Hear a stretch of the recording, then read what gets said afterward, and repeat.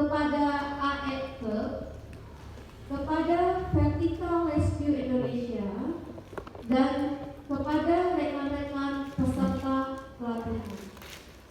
Indonesia tanah airku, tanah tumpah darahku. Di sanalah aku berdiri, jadi pandu ibuku. Indonesia kebangsaanku, bangsa dan tanah. 20 tahun 30 Spine Club ini sebut bersama Kisuri ya, bersama Spine Club lebih maju lagi. Salam panjat tebing. Keberadaan awal dari Spine terinspirasi dari Akek Anjing Edan. Anjing Edan ini sendiri dulunya mengatasnamakan gerombolan panjat tebing, punya keinginan untuk menggaungkan olahraga panjat tebing sampai akhirnya cikal bakal itu dan terus dengan seiringnya waktu dari perjalanan itu terbentuk dengan adanya Spine Club ini. Waktu itu ya semoga dengan dibangkitkannya kembali Spine bisa melahirkan lagi bibit-bibit baru yang bisa membawa kemajuan olahraga panjat tebing. Mungkin itu harapan saya. Terima kasih. Wassalamualaikum warahmatullahi wabarakatuh. Setiap kejuaraan Spinnaker selalu memberikan atletnya. Ada Kang Satra, Kang Abiswe. Cuma di sini saya mengapresiasi kegiatan ini. Ternyata Kang Teddy sebagai orang nomor 1 di Indonesia di Vertical Rescue, alhamdulillah kayak Kang Kadir. Kaget saya masih tenang dengan pasti mungkin ada simetri atau ada ikatan batin dengan spinnya dengan AE dan Kang Teddy juga AE juga termasuk almarhum Kang Mamadeng Di pembukaan ini.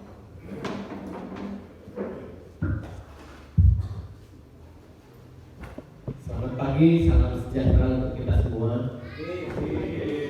Terima kasih cara tempat ini adalah tempat yang luar biasa. Saya hampir sekitar 30 tahun yang lalu saya main ke sini. Jadi ini adalah sebenarnya kampung pemanjat. Teman-teman kalau buka rekam jejaknya, Spine ini, Sarijadi ini salah satu daerah yang diperhitungkan untuk kegiatan panjat tebing di saat itu. Saat itu saya masih SMA, saya sering main ke sini, ketemu ada Kang Asep TS. Wah, ini teman-teman semua pada hadir di sini juga luar biasa.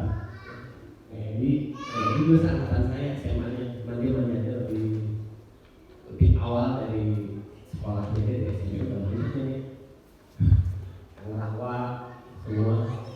Indonesia yang negaranya dari Sabang sampai Merauke berjajar tebing-tebing, kita mencetak 1000 pemanjat itu 25 tahun, seperempat abad, dengan alasan tertentu, karena sulit sponsor dan lain sebagainya. Tapi saya ketemu dengan teman-teman di Singapura, mereka 2000 pemanjat per tahun, dan sekarang 4000 pemanjat per tahun di Singapura. Ini catatan penting buat Indonesia, karena Indonesia ini tebingnya dari Sabang sampai Merauke itu luar biasa. Kenapa Indonesia ketinggalan? Apakah Indonesia kurang jagoan? Ternyata bukan. Indonesia itu pemanjatnya jago-jago. Karena waktu saya sekolah instruktur ke Asia Tenggara saat itu, senior-senior saya bilang, kamu jangan mau diajarin sama pemanjat dari Singapura, kamu diajarin pemanjat Malaysia, kamu diajarin sama pemanjat negara Asia, jangan mau. Kamu sudah menyelesaikan ekspedisi 1000 jalur di 10 negara misalnya. Ternyata kita bukan bicara jago-jagoan, tapi bagaimana mengemas, bagaimana mengajak, bagaimana berperilaku, bagaimana membina hubungan baik. Jadi negara-negara yang maju pada dunia itu mereka membina hubungannya luar biasa. Itu catatan penting buat kita. Jadi sepulang dari penataran itu saya membuat pergerakan manuver-manuver yang luar biasa.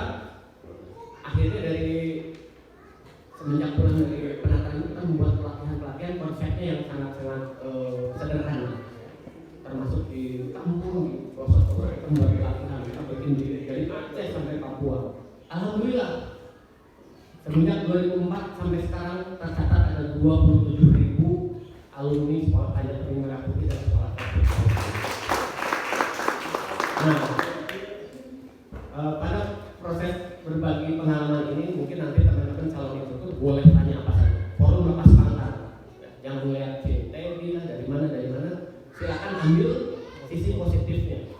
Bagaimana cara menyelenggarakan latihan, bagaimana cara membina jaringan, hal-hal seperti itu. Jadi bukan terpaku bagaimana memanjat, bagaimana tingkat kesulitan, bagaimana bukan masalah teknis. Indonesia itu luar biasa teknikalnya. Kalau kita datang ke Malaysia, orang Malaysia itu segen sama pemanjat Indonesia. Datang ke Brunei, pada serem.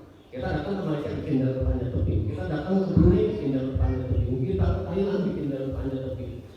Wah, itu diperhitungkan oleh negara-negara terutama di Asia.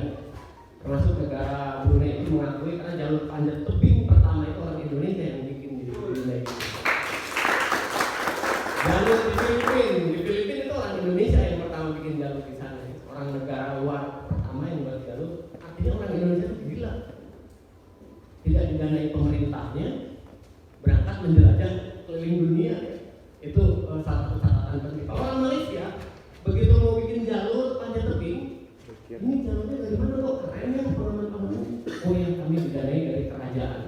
Jadi dari Kementerian Pemuda itu mendanai sekian rupiah, sekian rokat untuk membuat jalur panjat tebing. Kalau di Indonesia enggak, Pak Edi bikin jalur sendiri, ongkos sendiri, dengannya sendiri, dipuji sendiri, dihina sama teman-temannya sendiri. Rahwa berangkat ke Batu Untak, duit sendiri, jual ini, gade ini, wah saya juga tahu juga berangkat ke Kalimantan. Ya luar biasa.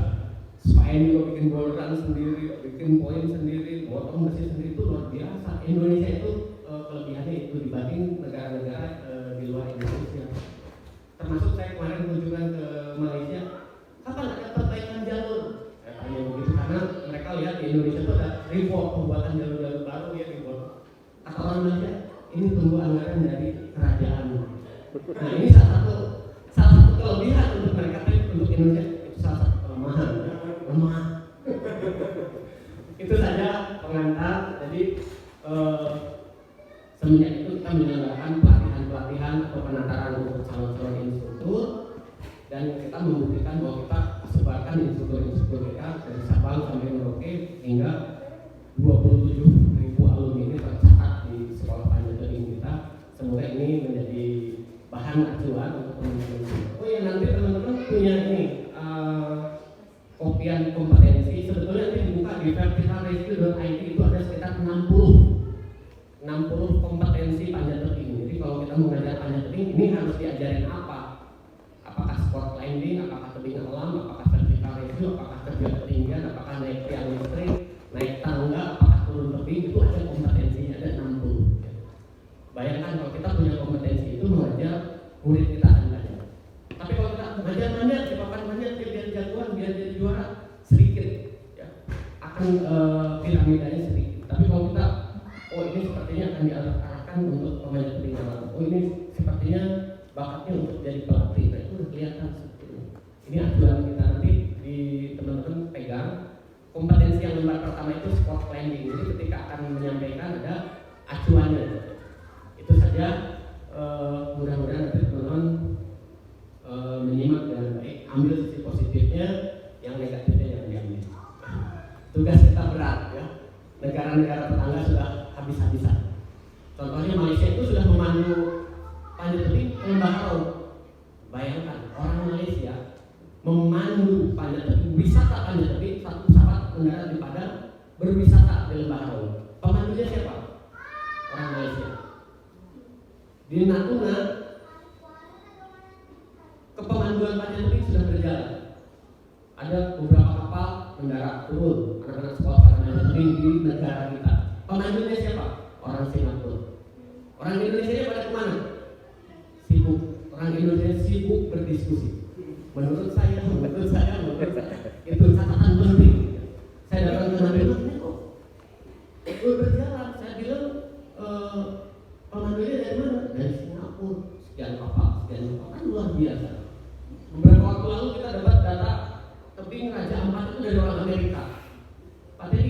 ekspedisi ke Indonesia. Gimana kondisi tepinya di sana? Tebing Raja Ampat. Bayangkan, saya manjat hampir 25 tahun baru tahu ada tebing Raja Ampat. Orang Amerika duluan yang tahu. Ini tebingnya begini, kondisi tebingnya begini, jalurnya ke sini. Saya malu. Karena saya malu, saya jual mobil ke berangkat ekspedisi ke sana duluan. Saya kirim gambarnya ke orang Amerika. Ini bukan Pak. Padahal saya bawa belur berangkat ke sana. Nah, ini cerita-cerita yang menarik untuk calon-calon instruktur kita. Yang tidak boleh lupa nanti teman-teman calon instruktur di kelas instruktur ada forum istilahnya ditelanjangi. Apa kekurangan kita itu apa? Jadi kekurangan kita jangan ditutupi, dibuka. Apa lemahnya?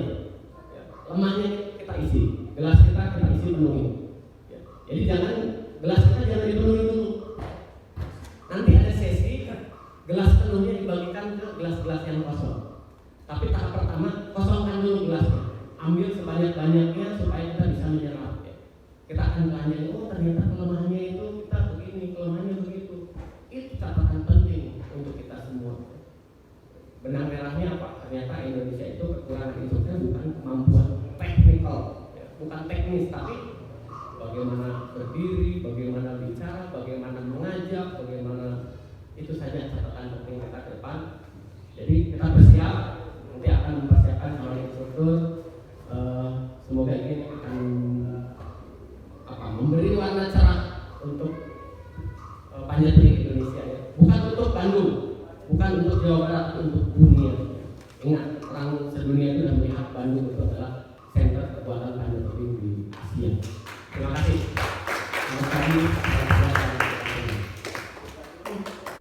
Mudah-mudahan diberikan kelancaran dan kemajuan yang selama ini tertidur.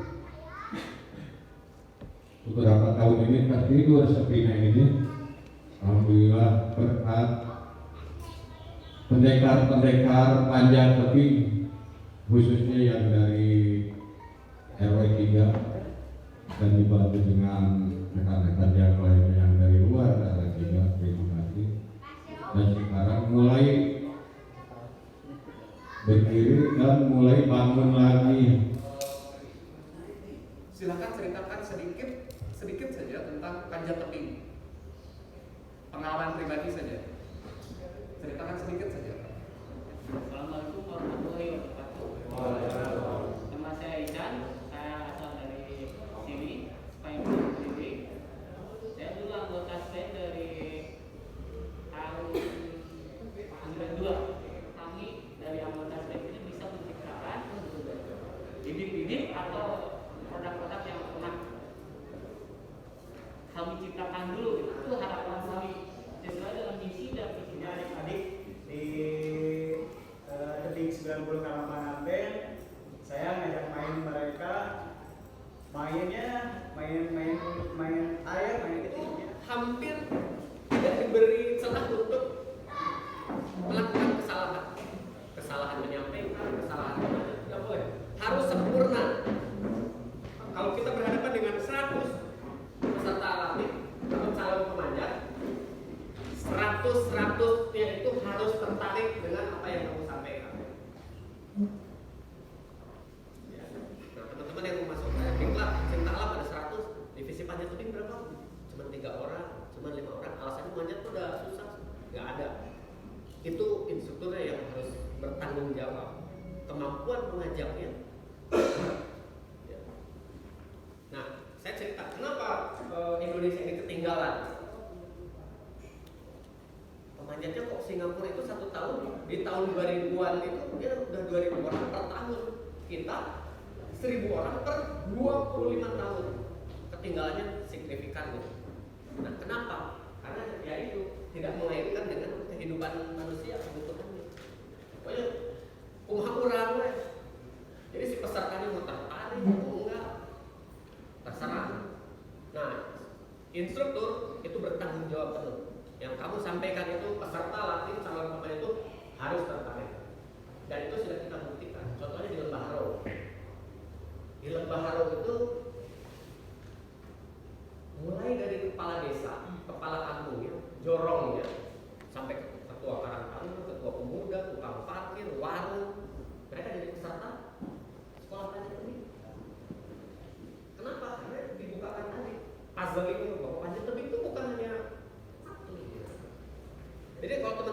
Lembah Harau, masuk ke warung, si warungnya pemanjat tebing. Ada tukang parkiran, pakai pin panjat tebing. Tukang parkirnya juga panjat tebing, yang menjaga gerbang, lurahnya, kampung. Itu yang diuntungkannya siapa? Panjat tebing. Bukan berarti Pak Teddy enak di sana panjat tebing begini begitu ya, anak buahnya atau pesertanya begitu. Bukan. Panjat tebing Indonesia diuntungkan. Kamu ngurus perizinan, lurahnya pemanjat tebing, benar nggak? Nah itu PR buat kita. Nah nanti akan saya buka panjat tebing dan kehidupan manusia supaya teman-teman calon instruktur ini ke depan mengaitkan kegiatan panjat tebing ini dengan kebutuhan manusia. Jangan semua dijadikan atlet untuk berkompetisi, jangan dijadikan semua jadi pemanjat tebing alam. Nah kita kupas habis di sini. Ini PR buat kita, jadi kalau nanti itu banyak. Nah yang kita pegang itu, teman-teman pegang, ada lampiran kompetensi panjat tebing ya. Nah tunggu. Ini sekedar acuan. Nanti kalau dibuka, kompetensi panjat tebing itu ada 60 sekian, 64 atau 60 berapa? 64 kompetensi, bayangkan, bukan level ya. Kalau level kan tingkat 1, tingkat 2, tingkat 3, level per kecabangannya. Nah ini olahraga panjat tebing tingkat 1, nah ini acuan. Jadi kalau teman-teman nanti menyampaikan sebagai instruktur panjat tebing olahraga, ini acuannya. Harus mengenalkan perkembangan panjat tebing Indonesia, teknisnya, simpulnya apa saja. Jadi jangan sampai yang kita dilatihkan 1 hari, melatih simpulnya misalnya 10, waktunya juga nggak cukup. Oh ini mah top pro, oh ini begini, oh ini kita acuan supaya teman-teman ketika mengajar mau materi apapun dibuka di sana ada 60. Ini baru contoh 1 ya. Nanti teman-teman buka bisa di copy sendiri. Saya melatih panjat tebing alam. Oh ternyata panjat tebing alam itu yang wajib misalnya pitot ini. Jangan di semua nggak cukup waktu. Ini acuan ya sebetulnya. Mau nanya Bu? Ya kan. Oh ini acuan, kan di sini ada peralatan yang ada standar. Oh ini standar. Standar kali itu apa? Kudu 10 mili, kudu dibuka, dibaca. IN apa? Ya, IN, CE itu dibuka. Jangan instruktur harusnya merek A, merek B itu hati-hati. Ini instruktur nggak boleh nyebut merek nanti. Kalian harus pakai merek tapi harus menyampaikan standar harness yang digunakan. Ada kode ini, silahkan dibuka. Soal nanti semua pakai merek tertentu, itu terserah. Karena ada instruktur yang menyebutkan kita harus pakai harness merek kamu, kalinya merek kamu. Nah terkait IN, CE apapun itu nanti dibuka ya. Oke. Tuh, karena saking bersemangatnya jadi saya tidak mengenalkan diri. Sama makan sore langsung. Saya sudah jadi yang kamu baca. Alhamdulillah saya belajar mengarang bebas tahun 87, saya baru sekolah panjat tebing tahun 89. Jadi 2 tahun mengarang bebas. Untung tidak terjadi hal-hal yang fatal. Saya sampaikan nanti siapapun yang belajar panjat tebing sebaiknya ketemu instruktur yang tepat, instruktur yang kompeten. Saya ikut sekolah tahun 89 ya sampai sekarang menjadi pekerja. Saya di vertical ratio angkatan pertama, angkatan tahun 2000 ya. Nanti teman-teman harus tahu kenapa ada vertical ratio Indonesia. Dulu kalau ada penyelamatan orang jatuh di jurang, tersangkut di tebing, itu yang berangkat dari Bandung. Orang kecelakaan di Kalimantan, yang rescue-nya dari Bandung. Ada orang kejadian di Papua, kejadian berangkat dari Bandung, dari Jakarta. Artinya potensi penyelamat di medan terjal itu sangat terbatas. Akhirnya di Indonesia sudah dibentuk vertical ratio dan saya angkatan pertama. Alhamdulillah menyelenggarakan pelatihan di banyak tempat. Akhirnya kita potensi-potensi sudah mulai banyak di Indonesia. Ya, tadi disampaikan saya tahun 2006 saya dapat beasiswa sekolah instruktur di CCF. Waktu itu ada sekitar 5 orang.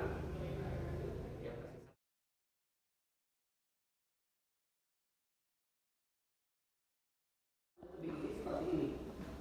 Dulu saya melakukan panjat tebing hanya ke tebing alam. Saya berangkat ke Citata, saya berangkat ke Gunung Parang hanya panjat tebing aja, hobi, senang-senang. ternyata itu ada di potongan kue petualangan itu ya di 80, 88, 89, 88, 89 ada kecabangan olahraga prestasi. Saat itu ada instruktur panjat tebing dari Prancis, 3 orang mengenalkan olahraga panjat tebing. Mulailah kebelah. Oh ternyata panjat tebing itu bukan hanya untuk berpetualang, ada olahraga, ada lagi penyelamatan vertikal, ada lagi wisata dan lain sebagainya. Kue besar beraneka rasa. Biar gampang penerimaan si peserta latihnya pasti akan salah. Jadi tadi Jadi diusahakan jangan salah. Benar. Telaten. Wah jelas betul. Kalau tiba-tiba lihat ada peserta yang satu gulung mereka kelas.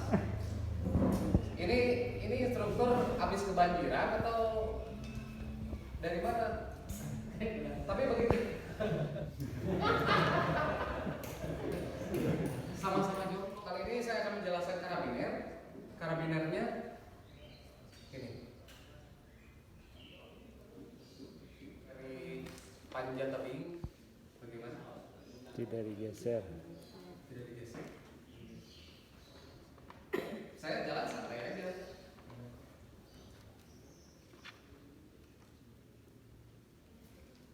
Tur itu dalamnya ada volume, ada speed. Jadi instruktur itu ada kalau kita melakukan komunikasi itu ada yang sana bahaya. Beda juga artinya dengan coba dicek dulu simbol 8. Pasti akan Intonasi yang berbeda. kalau kita menggunakan nada yang tinggi itu kita memerlukan satu hal yang kita sampaikan itu penting atau menyangkut dengan keselamatan. Sebetulnya titik koma yang disebut titik koma itu ini begini, titik koma. Selamat pagi, nama saya Adrian. Itu titik. Ya, selamat pagi, nama saya Adrian. Koma. Ketahuan kan itu ada koma, meskipun saya tidak sebutkan koma. Selamat pagi, nama saya Adrian. Kita sekarang akan sama-sama belajar tentang top rope atau pemanjatan dengan tali yang terpasang. Titik, koma kita harus jelas. Ada di huruf vokal A, I, U, E, O. Di bahasa Sunda ada E, T. Ada penekanan dengan menggunakan hand sign. Nomor 1 sampai nomor 5 saya lakukan dengan benar. Intonasi saya pakai, kecepatan saya pakai, volume juga, koma dan titik. Pengucapan saya akan gunakan secara benar. Nanti kita akan lihat perbedaannya dengan menggunakan hand sign. Ya, yang pertama tanpa hand sign.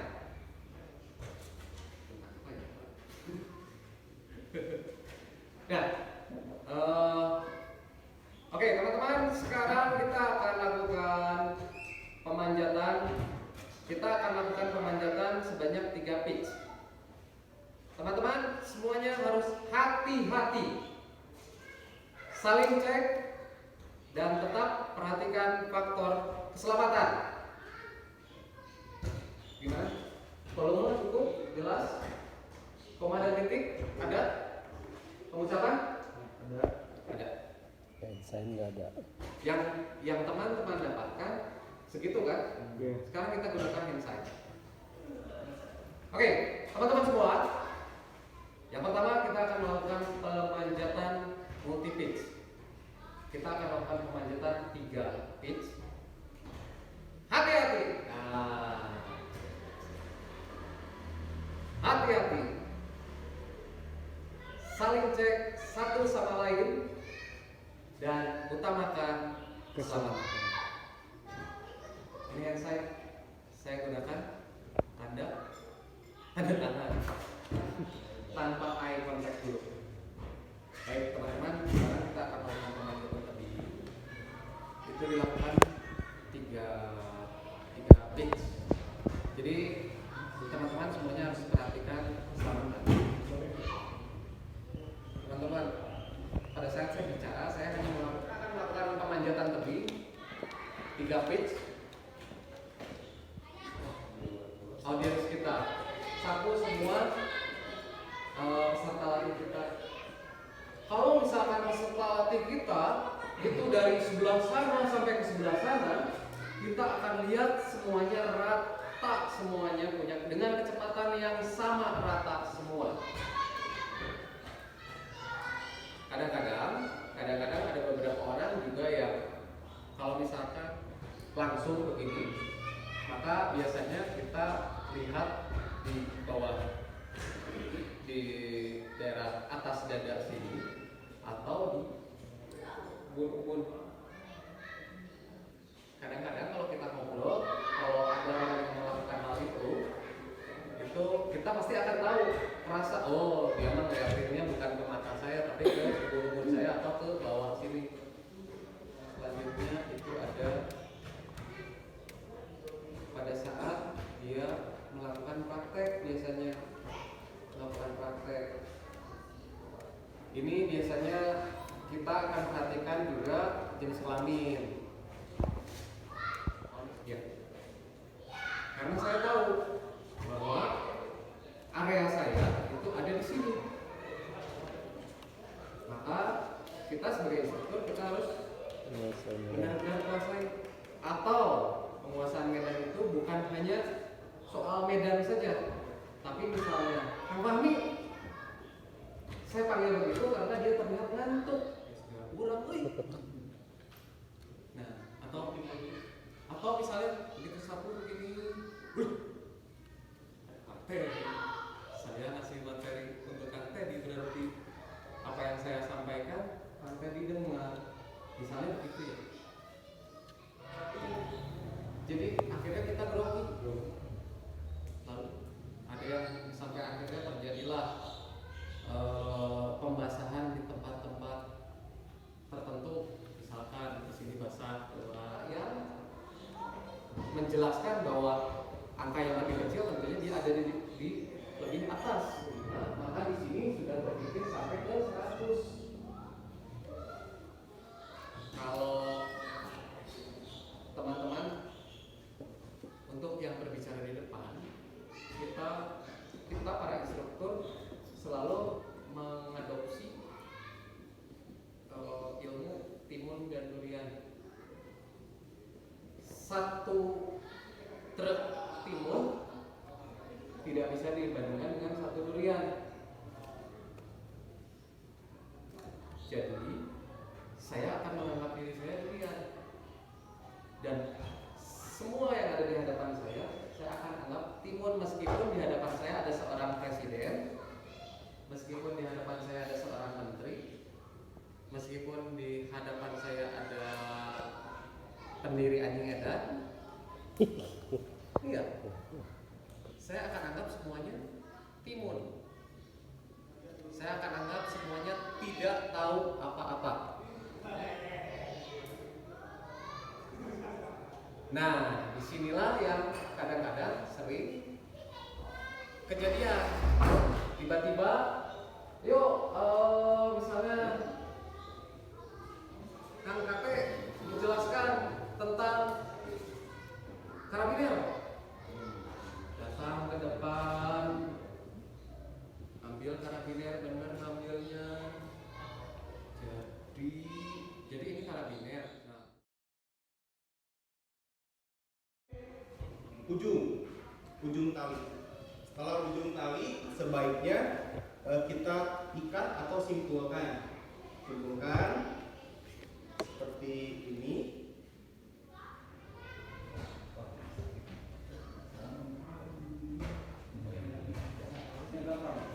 Ada yang tubular dan juga ada yang single atau flat. Jadi untuk si wedding Kan ini ada dua. Nah itu jadinya yang saya tangkap ini koma adalah koma itu. Selanjutnya akhirnya mempengaruhi kecepatan juga. Jadi itu sebetulnya satu rangkaian. Saya tidak tahu apakah akan kebiasaannya biasa bicaranya seperti itu. Tapi kalau sempat saya dengar sekilas sih kayaknya cara bicaranya tidak begitu ya. Berdiri di depan. Pertama-tama saya akan memperkenalkan diri. Nama saya Asma Fahmi. Tadi kita sudah mulai diperkenalkan untuk problem solving. Kalau misalkan memang tidak tahu jawabannya, teman-teman bisa lemparkan secara keren. Kayak misalkan tadi ada beberapa pertanyaan. Ini khususnya di materi. Ada beberapa pertanyaan yang malahan jadi salah. Kita salah menyampaikan. Ternyata tidak begitu. Nah, sekarang saya akan coba. Ini saya juga sambil latihan sama-sama. Kita latihan sama-sama.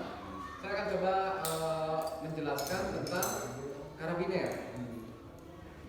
Ya, jadi saya akan coba ikuti urutannya. Nanti teman-teman silahkan boleh dicerna. Lalu kalau ada koreksi silahkan dikoreksi. Ya, tapi saya menggunakan helm dan harness. Saya juga membawa alat yang lain. Kita akan sama-sama lihat bagaimana fungsinya ini. Karena saya sudah membayangkan saya harus menyiapkan alat ini supaya saya bisa menyampaikan fungsi dari tentang karabiner ini. Gitu ya kan? Boleh ya, saya minta izin, saya kasih contoh dulu ya.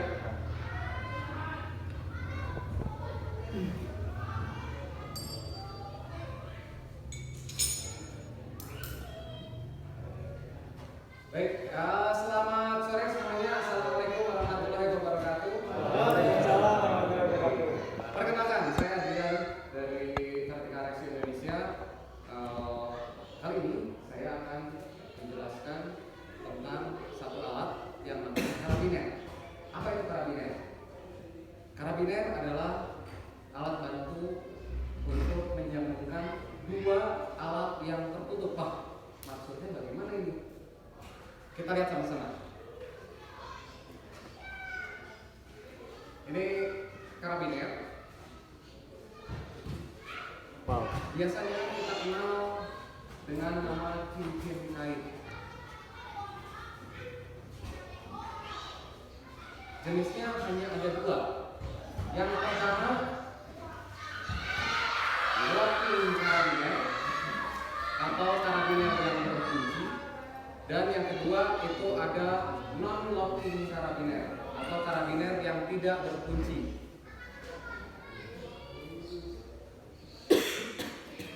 Kita akan pelajari sama-sama bagian-bagian dari karabiner. Yang pertama untuk punggungnya. Teman-teman boleh dilihat, ini bagian punggungnya.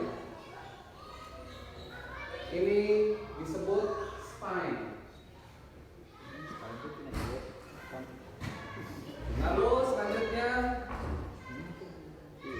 ada bagian yang bisa seperti engsel untuk membuka gerbangnya. Ini namanya pin. Selanjutnya mekanisme pengaitan di sini disebut nose. Lalu ini disebut locking sleeve. Bagian yang terbuka, bukaan ini adalah major well. Di beberapa karabiner ada yang bukaannya dia ke samping karena supaya major well-nya lebih lebar untuk mengakomodir alat-alat yang lebih besar. Baik, selanjutnya untuk cara penggunaannya, teman-teman, kalau nanti karabiner ini ada petunjuk penggunaannya sebetulnya. Di sini itu ada petunjuk penggunaannya. Pada saat kita gunakan, kita kaitkan, dia penggunaannya bisa seperti ini. Mau dia ke atas ke bawah begini, tapi posisi karabiner tetap berdiri seperti ini, atau ke samping kanan kiri. Bebannya tapi tetap di titik yang sama. Ini disebut mayor axis. Kalau begini, itu disebut minor axis. Penggunaan karabiner harus selalu dalam kondisi mayor axis. Kalau begitu kita gunakan posisinya minor axis, segera kita posisikan ke mayor axis.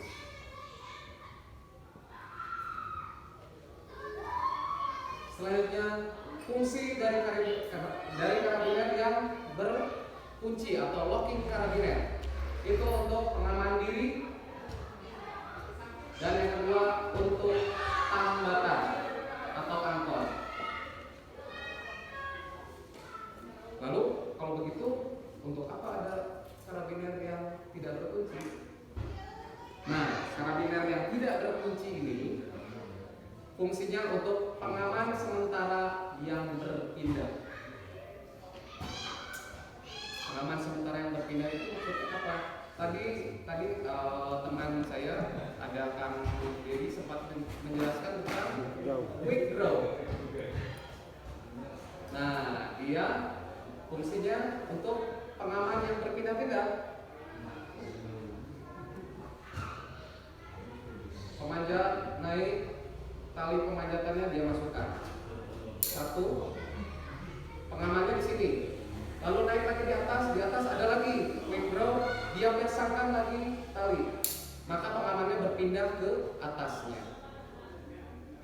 Jadi pengaman sementara yang berpindah. Untuk perawatan, yang pertama, karena dia berbahan logam dan dia juga ada mekanisme per atau pegas, maka kita boleh gunakan pelumas.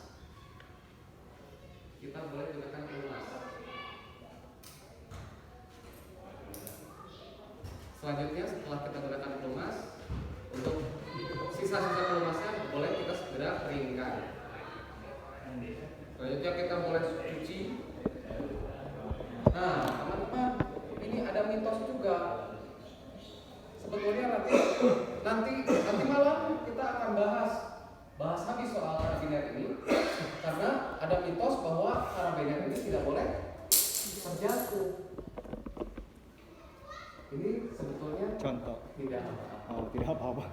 Ya, karena udah marah aku ini ada di zaman sekarang ternyata ada videonya yang benar-benar dia melakukan pengujian yang sebenarnya.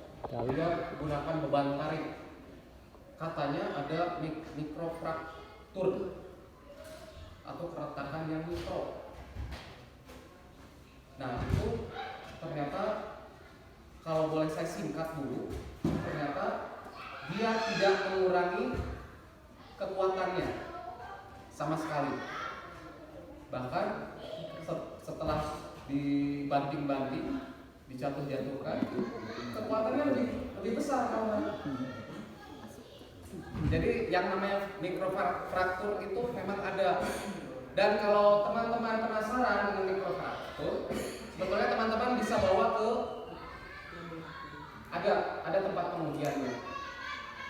Tetapi ya daripada kita menguji karabiner yang sudah jatuh, karena harga pengujiannya juga sama dengan 100 karabiner, jadi lebih baik jatuhin. Kalau kita ragu, Ganti. ya udah kita beli deh, boleh begitu.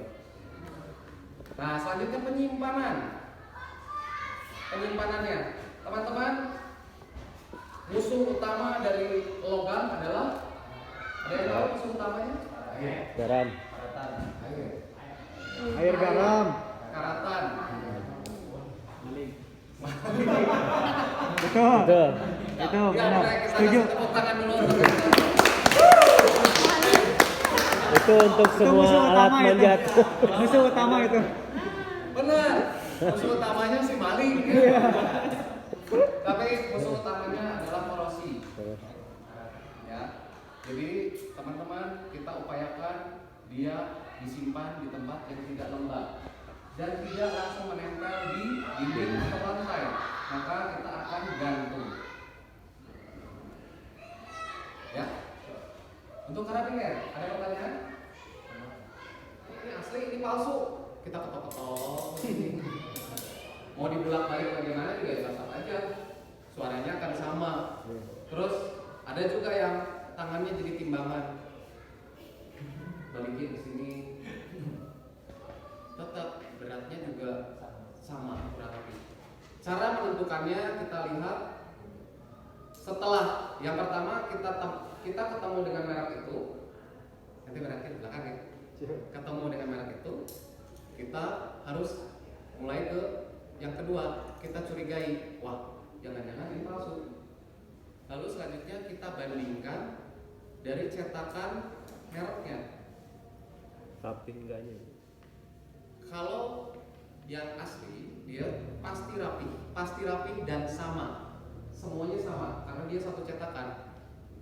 Tapi kalau yang palsu dia akan cenderung lebih berantakan tulisannya dan biasanya akan berbeda-beda. Hanya ada dua jenis. Yang pertama karabiner yang berkunci dan tidak berkunci, dan figure of eight descendant. Hanya itu saja yang alat palsu yang ada di Indonesia. Selebihnya teman-teman kalau tidak kenal dengan mereknya, selama dia ada standarisasinya, maka teman-teman maka alat itu sudah ada penjaminnya. Jadi nanti kalau misalkan teman-teman nemu harness tapi kita tidak bisa menemukan standarisasinya, ya jangan dipakai. Atau ketemu karabiner tidak ada standarisasinya, jangan digunakan. Apakah kodenya itu kita bisa cek? Bisa. Kodenya bisa kita cek. Misalkan CE sekian-sekian, think at height, atau bekerja pada ketinggian. Gitu teman-teman. Ya, secara umum sudah mengalir untuk test case pertama ini cukup lah ya, bagus. Jadi semangat dulu dong. Tadi yang disampaikan mengalir cukup lah ya. Nanti perbaikannya kalau teknis saya nggak terlalu khawatir. Kalau teknis sih gampang. Teknis tinggal baca, udah gampang. Kalau yang tadi yang disampaikan berdiri dan lain sebagainya, saya lebih ke arah mata. Tadi lebih banyak nyorotnya ke bagian tengah ke kiri. Nah, jadi ke sini cuma lewat sedikit balik lagi ke situ. Kalau peserta yang bisa membaca, itu berarti sisi kepercayaan dirinya kurang ke sektor kanan. Jadi yang namanya surat mata itu nyawer ya. Dari anggap pesertanya dari Kang Dadan sampai ke saya di sini. Jadi harus kesawer semua mata. Jadi nanti misalnya contohnya berdiri di sini. Di mata ini instruktur dari peserta yang paling kanan sampai ke yang kiri harus terlihat. Oke, bisa dimengerti ya. Balik lagi. Jadi sambil ngasih materi itu, ini nyampernya harus berimbang. Nah, kenapa kita nanti kurang nyamper ke salah satu, misalnya kurang ke sini? Biasanya ada di satu sisi yang dianggap energinya kurang, kalah energi, jadi selewat. Nah, ini nanti kejadiannya misalnya teman-teman melatih panjat tebing nih, ada di bagian tertentu, misalnya di bagian ini, Pak Adi ini ternyata direkturnya sih yang menyandang dana peserta ini latihan ditanggung biayanya sama Pak Adi. Tapi nanti kita pas aja ke Pak Adinya tipis-tipis, dia nah orang itu tinggal bisa salah. Jadi nanti caranya mulai diatur ngeliat mata ya itu. Yang lainnya sih keren. Dari semangat untuk bilang itu teknik mengunci. Kedua adalah penguasaan panggung, penguasaan audien. Ketika tentu saja materi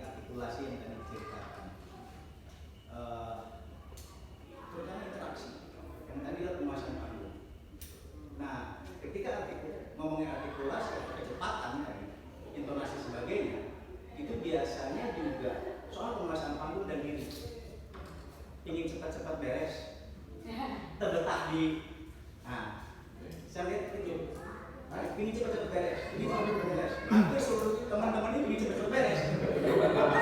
Panggil saya, kita masih tamunya.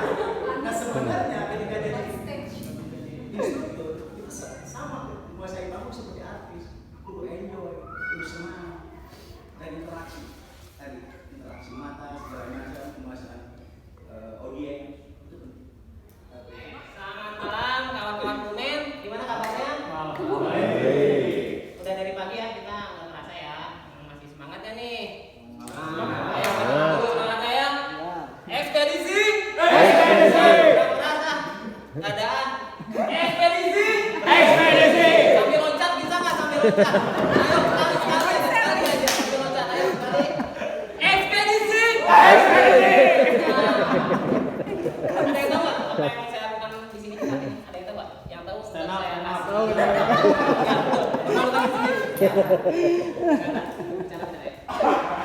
Jadi saya tuh sebenarnya di sini akan menjelaskan salah satu alat dalam apa panjat ya, panjat namanya bukan alat sih, lebih ke apa ya, dia ya magnesium karbonat namanya. Magnesium karbonat itu ada dua jenis, yang cair dan yang serbuk. Cuma saya karena sama ini baru mengetahui yang serbuk, belum tahu tentang yang cair, jadi fokus yang serbuk aja. Udah cukup ya? Belum kan? Fungsinya apa ya bro? Jadi fungsinya itu sebenarnya untuk menyerap keringat sih, sebenarnya menyerap keringat. Ketika kita kan kadang ada tuh orang-orang yang tangannya cepat berkeringat, ketika panjat airnya berair dan airnya licin ya. Jadi memakai itu supaya meminimalisir keringat, terus buatnya supaya tidak licin. Kemudian untuk perawatannya ya jangan sampai kena air, mungkin ya, jangan sampai kena air, jangan kena minyak, apa yang cair lah. Kalau tempat penyimpanan jauhkan dari dapur lah, takutnya disangka adonan buat yang mau ditanyain. Ya, dari mana? Saya dari Bandung, Kang. Oh, dari Bandung. Dari tadi pagi di sini. Itu kalau misalnya kita kehabisan nih si magnesium, ada nggak buat ininya apa penggantinya apa gitu? Maksudnya kalau kitanya Kehabisan, magnesium gitu terus ya? jauh dari toko kan harus ke toko magnesium kan? Sementara kita ada di lokasi kan? Kalau terkena benturan, gesekan, nah bisa dilihat kondisinya. Helm itu padahal alat yang paling sederhana ya, dijelaskannya secara teknis itu sebetulnya mudah. Kamu sudah disampaikan tadi berdiri harus begini, intonasi speed dan lain sebagainya. Tapi hati-hati itu akan bisa blank kalau teori timun dan durian ini tidak di. Kamu kalau itu ajar tentang helm atau tentang karabinan sama junior kamu di kampus atau di mapala, wah kamu langsung jauh karena jelas kamu berhadapan dengan timun dan kamu jadi durian, benar nggak? Nah, kamu berada di sini sudah diberi porsi untuk menjadi durian. Ini timun. Jadi jangan melihat ada yang gondrong, ada yang poker, pemanjat, nggak peduli. Ya. Tugas kamu menyampaikan, misalnya materi panjat tebing atau materi rappelling, udah itu yang sampaikan sesuai kompetensi tadi yang punya. Sama dengan helm itu, sampaikan ini namanya helm, fungsinya apa, cara penggunaannya apa, yang tidak boleh dilakukan seperti apa itu, supaya tidak langsung blank, anggap ini timun. Kan kalau kamu ngajar anak-anak TK pasti, wah gimana, wah langsung bla bla. Ini kan melihat, lihat di sini, kamu lihat. Nah, teori timun dan durian itu seperti sederhana, tapi itu harus di on kan, klik, wah dia timun. Katakan nanti si Pak Adi ini pemanjat tebing, nanti satu lagi ini pemanjat tebing udah macam-macam lah. Kamu tugasnya mengajarkan delay system, nggak peduli. Lu kenapa datang sendiri, lu jadi timun. Dalam hati kamu bilang begitu. Jadi kamu percaya diri. Ya, kayak tadi pertama, cuma kamu ngelirik, berat balik. itu lupa yang durian dan di depan udah jadi durian. Siapapun yang berdiri di sini nanti jadi instruktur durian. Yang duduk wayah jadi timun. Sepakat nggak? Sepakat. Saya berangkat nih ke satu negara belajar panjat tebing. Instrukturnya duduk, dia durian, udah pasrah banget. Saya timun, dia telan, oh harus begini. Yang di depan, wah sampai lah peduli reaksi dia, reaksi itu. Nanti akan berhadapan yang lebih ekstrim lagi, ada tentara, ada siapa, pemanjat-pemanjat. Pelatihan kemarin pesertanya siapa? Juara dunia. Bayangkan kamu ngajarnya nilai juara dunia, pasti tuh kamu ini bentar. Enggak ada cerita. Oke, tugas saya menyampaikan materi 5 steps for delay. Ini udah langsung. Ingat, pokoknya pas begitu mau ngedrop, timun durian, oh saya timun. Jangan dibalik, jangan dibalik. Ya, itu catat baik-baik. Ganti semangat. Satu peralatan atau perlengkapan dari panjat tebing. Sebelum menjelaskan, saya mau bertanya kepada teman-teman. Pengalamannya faktanya bengkok kan, tapi kebenarannya sebenarnya tidak bengkok. Nah, hati-hati kayak begitu. Jadi basisnya harus pengetahuan. Itu pertama. Kedua, kita menjadi instruktur artinya menjadi pengajar, jadi coach. Jadi pengajar tidak sedang curhat. Hati-hati kejebak dengan terus kita sedang curhat karena ini teman-teman. Pertama masukkan dulu talinya, lalu kita bisa lepas figurnya, otomatis akan masih tetap terhubung kepada tali yang dipasang di fixed rope atau di anchor di tebing tersebut. Lalu dipasanglah ke karabiner dan jangan lupa gate dari karabiner screw ini yang terhubung di belay loop ini dikunci. Lalu sesudah Yang kelebihan calon instruktur yang kali ini memang benar mempersiapkan alat pendukungnya memang luar biasa ya, di semangat dulu.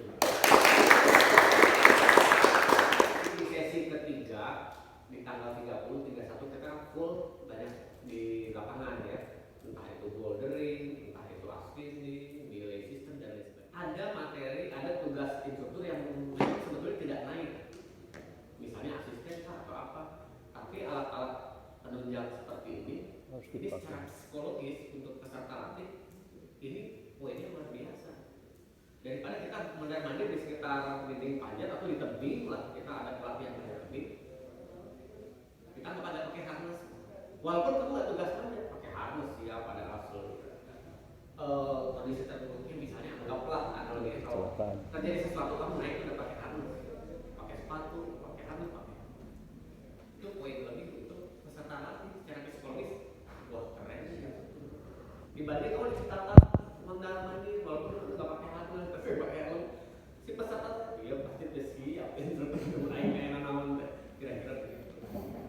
Ini bagian penting menunjukkan secara apalagi di tanggal 30, 31 di dinding panjat kan buat asisten pada pakai harness harus keren. Tiba-tiba keren tapi nggak pakai harness, ya itu ke kiri, ke kanan, ke kiri. Tiba-tiba terjadi sesuatu dengan peserta latih, anggaplah kamu harus naik, masa masuk harness ke itu kira-kira panjat tebing harus pakai sepatu biasa, nggak ada yang pakai. Masa lari sudah capek pakai harness dulu, kurang sih. Oke, terima kasih. Apa yang tangan kita keragakan sampai kita berjalan mendekat, sampai kita bisa menyentuh body contact ya, kan itu hal-hal yang harus kita perhatikan sebagai instruktur. Sekali lagi ada 3 instruktur harus punya skill, knowledge, pengetahuan, dan kadang-kadang attitude ini yang terlupakan, sering terlupakan.